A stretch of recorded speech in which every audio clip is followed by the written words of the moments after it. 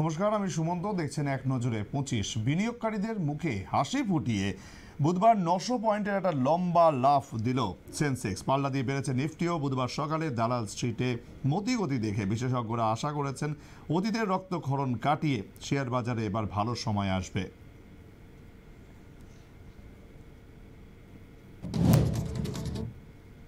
বেসরকারি হাসপাতালগুলি যাতে রোগী এবং তাদের পরিবারকে চিকিৎসার নামে শোষণ করতে না পারে, তার জন্য কেন্দ্রীয় সরকারের নির্দেশিকা তৈরি করতে জানিয়েছে দেশের শীর্ষ আদালত। রোগীদের হাসপাতালের দোকান থেকে ওষুধ কিনতে বাধ্য করা নিয়ন্ত্রণ করার কথা বলছে সুপ্রিম কোর্ট।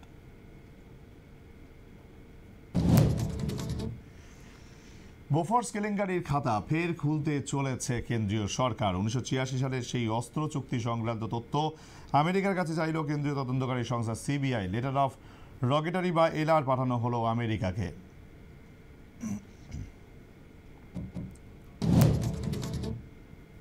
মাফিয়া যুগ এখন অতীত। বিধানসভায় নিরাপদ উত্তরপ্রদেশের ছবি তুলে ধরলেন যোগী। আইন শৃঙ্খলার উন্নতির ফলে এখন বিশ্বের বৃহত্তম বিনিয়োগ ক্ষেত্র হতে চলেছে উত্তরপ্রদেশ, বললেন যোগী।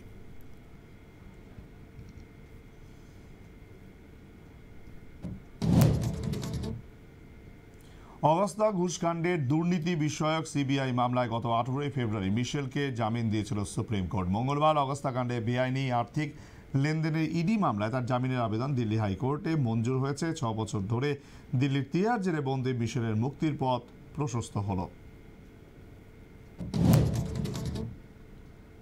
আগামী 25 বছরে অর্থাৎ 2050 সালের মধ্যে ভারতের মুসলিম জনসংখ্যা বিশ্বের সবচেয়ে বড় মুসলিম জনসংখ্যার দেশ হতে চলেছে ভারত, এমনটাই দাবি এক গবেষণা। তবে এরই পাশাপাশি এদেশে হিন্দু জনসংখ্যাও যে অনেকটাই বাড়বে তেমনটাও বলা হয়েছে গবেষণায়। তৃণমূল সাংসদ সাকেত গোখলে কমিশনের নিয়মবিধি খুলে অভিযোগ করেছেন একই এপিক নম্বরে একাধিক ভোটারের যে ব্যাখ্যা তারা দিয়েছেন তা খোদ কমিশনেরই নিয়ম বহির্ভূত, বেআইনি। তৃণমূলের অভিযোগ বিজেপিকে তাদের দুর্বল আসনগুলিতে সুবিধা পাইয়ে দিতে জালিয়াতি করা হয়েছে।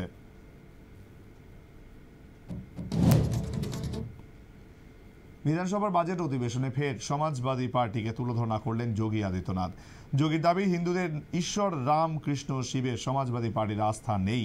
এরা হিন্দুদের আবেগের সঙ্গে খেলা করছে। সভাকে আদর্শচ্যুত একটি দল বলেও অভিযোগ করেন যোগী।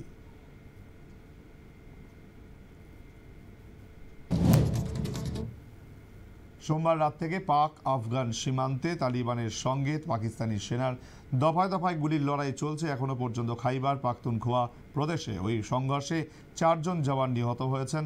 মৃত্যু হয়েছে অন্তত 13 জন তালিবানের।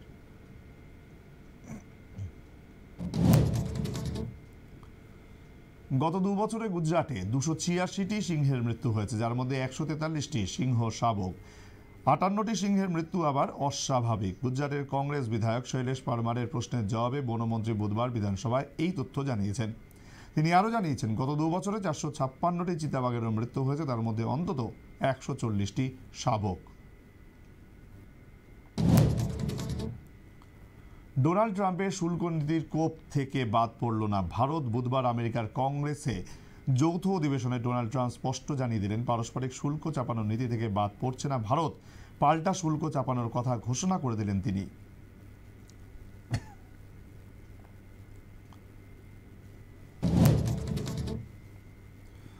ভারতের কাছে চ্যাম্পিয়ন্স ট্রফির হারার পরে সেমিফাইনাল হারার পরের দিনই অর্থাৎ আজ একদিনের ক্রিকেট থেকে অবসর নিলেন অস্ট্রেলিয়ার অধিনায়ক স্টিভ স্মিথ। বুধবার এই কথা ঘোষণা করেছেন তিনি। মঙ্গলবার ভারতের বিরুদ্ধে ম্যাচেই একদিনের ক্রিকেটে তার শেষ ম্যাচ হয়ে থাকল।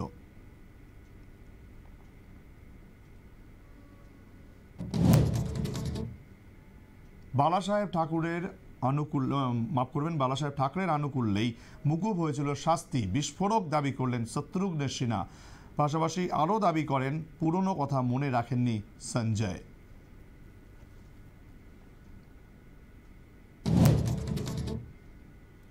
প্রধানমন্ত্রী আর্থিক উপদেষ্টা পরিষদের সদস্য শমিকা রবি দাবি করেছেন 2011-12 থেকে 2023-24-এর মধ্যে 30 কোটি মানুষ দারিদ্র্য থেকে বেরিয়ে এসেছেন।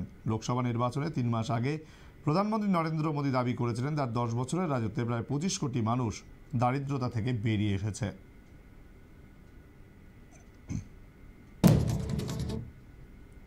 ত্রিপুরা পুলিশের ট্রাফিক ইন্সপেক্টর অমরজিৎ দেববর্মাকে গ্রেফতার করেছে পুলিশ। ট্রাফিক জরিমানার নামে টাকা তুলে তিনি নিজের ব্যাংক অ্যাকাউন্টে জমা করে দিতেন। তদন্তে প্রাথমিক সত্যতা পাওয়ার পর মঙ্গলবার গভীর রাতে তাকে গ্রেফতার করা হয়।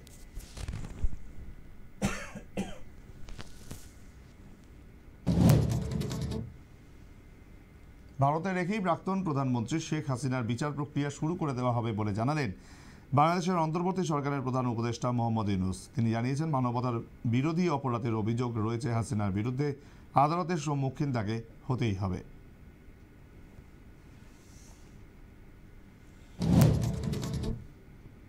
আয়কর দপ্তরের অফিসাররা চাইলেই আইডি, শেয়ার বাজারে লেনদেনের ডিম্যাট অ্যাকাউন্ট বা ফেসবুক, ইনস্টাগ্রামের মতো সমাজ মাধ্যমের অ্যাকাউন্টে হানা দিতে পারেন।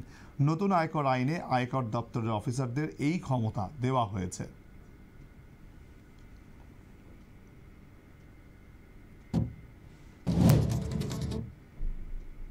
শীতল মরুভূমিতে চীনা ফৌজকে টক্কর দিতে তৈরি দেশীয় প্রযুক্তিতে হালকা ট্যাঙ্ক জোরাবার 360 ডিগ্রি কোণে ঘুরতে সক্ষম টারেটে বসানো এই কামান বিশ্বের অন্যতম সেরা সংস্থা ককেরিলকে জোরাবারের ওপর টারেট সহ 105 mm রাইফেলিং গান বসানোর দায়িত্ব দেওয়া হয়েছে।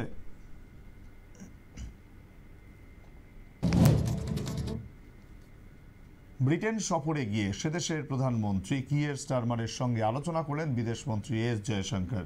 দ্বিপাক্ষিক আলোচনায় উঠে এলো দুই দেশের অর্থনৈতিক সহযোগিতা বৃদ্ধি থেকে শুরু করে ইউক্রেনের সাম্প্রতিক পরিস্থিতির মতো নানা গুরুত্বপূর্ণ প্রসঙ্গ।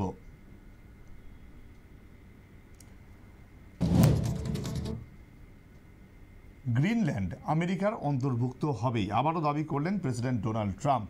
গ্রিনল্যান্ডের মানুষকে একাধিক প্রতিশ্রুতিও দিয়েছেন তিনি। আমেরিকাকে আপন করে নিতে গ্রিনল্যান্ডবাসীকে আহ্বান জানিয়েছেন ট্রাম্প।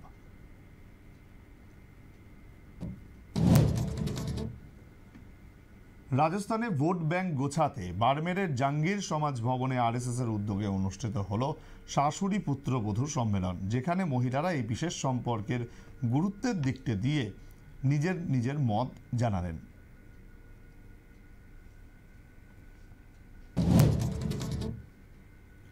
ডোনাল্ড ট্রাম্প এবং জেলেনস্কির মধ্যে বিতণ্ডার আবহেই মস্কো সফরে ভারতের বিদেশ সচিব বিক্রম মিশ্রি। রাশিয়ার সঙ্গে বাণিজ্য আরও বৃদ্ধি করতে চাইছে ভারত। বিক্রমের মস্কো সফর নিয়ে আলোচনার সম্ভাবনা রয়েছে বলে মনে করা হচ্ছে।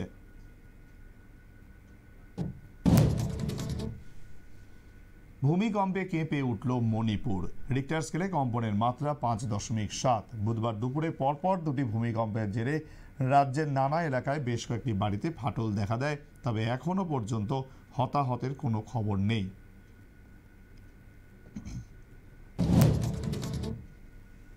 ভাইপো আকাশ আনন্দের বরখাস্তের পর বিএসপির সর্বভারতীয় সমন্বয়কের দায়িত্ব পেয়েছিলেন ভাই আনন্দ কুমার।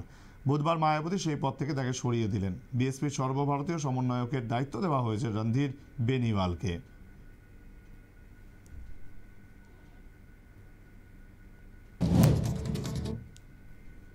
মুঘল সম্রাট আওরঙ্গজেবের স্তুতির অভিযোগে সমাজবাদী পার্টির বিধায়ক আবু আজমিকে মহারাষ্ট্র বিধানসভা থেকে সাসপেন্ড করা হয়েছে। মন্ত্রী চন্দ্রকান্ত পাটিল বুধবার আবুর বিরুদ্ধে ব্যবস্থা নেওয়ার জন্য বিধানসভার স্পিকারের কাছে প্রস্তাব জমা দিয়েছিলেন।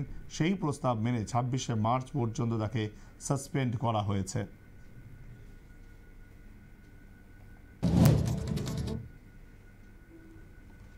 এখন এই পর্যন্তই। অন্যান্য খবরের জন্য দেখতে থাকুন নিউজ ভ্যানগার্ড।